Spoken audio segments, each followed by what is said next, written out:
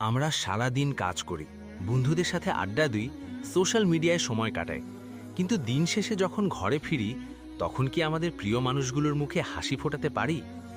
আপনি কি জানেন, আপনার ঘরের মানুষগুলোর প্রতি আপনার সামান্য একটু সদয় ব্যবহার আপনাকে জান্নাতের মালিক করে দিতে পারে? পবিত্র কোরআনের সূরা আন নিসার ৩৬ নম্বর আয়াতে মহান আল্লাহ তাআলা এক অসাধারণ নির্দেশ দিয়েছেন। তিনি আমাদের বলেছেন, কেবল তার ইবাদত করলেই চলবে না, বরং বাবা মা, সন্তান এবং আত্মীয় স্বজনদের প্রতি সর্বোচ্চ সদয় হতে হবে। অর্থাৎ ঘরের মানুষের প্রতি আপনার আচরণই আপনার ঈমানের পরিচয়। সহিহ বুখারী শরীফের 5234 নম্বর হাদিসে রাসূলুল্লাহ সাল্লাল্লাহু আলাইহি ওয়াসাল্লাম আমাদের জান্নাতের এক গোপন চাবিকাঠি দিয়েছেন। তিনি বলেছেন, যারা তাদের পরিবারের প্রতি সদয় তারাই জান্নাতে পৌঁছাবে। সুবহানাল্লাহ।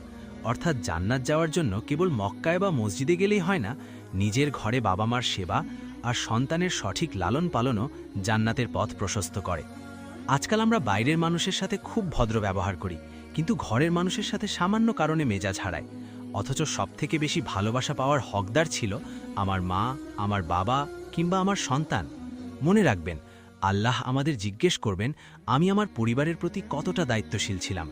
তাই আজই সিদ্ধান্ত নিন, অফিস থেকে ফিরে ফোনটা পাশে রেখে আপনার বাবা মার পাশে একটু বসুন, আপনার স্ত্রীর কাজে একটু সাহায্য করুন, আপনার সন্তানদের কপালে চুমু দিন। এই ছোট ছোট কাজগুলোই আপনার ঘরকে জান্নাতের বাগান বানিয়ে দেবে। আল্লাহ আমাদের সবাইকে পরিবারের প্রতি সদয় হওয়ার তৌফিক দান করুন। আমিন। আমাদের ভিডিওটি কোথা থেকে দেখছেন? ফেসবুকে থেকে দেখলে ফলো করবেন, ওয়েবসাইট থেকে দেখলেও ফলো করবেন। আর যদি ইউটিউব থেকে দেখে থাকেন তাহলে চ্যানেলটি সাবস্ক্রাইব করুন। আমাদের Facebook page human question world, আমাদের ওয়েবসাইট হিউম্যান কোয়েশ্চেন ওয়ার্ল্ড, আমাদের YouTube channel human question world.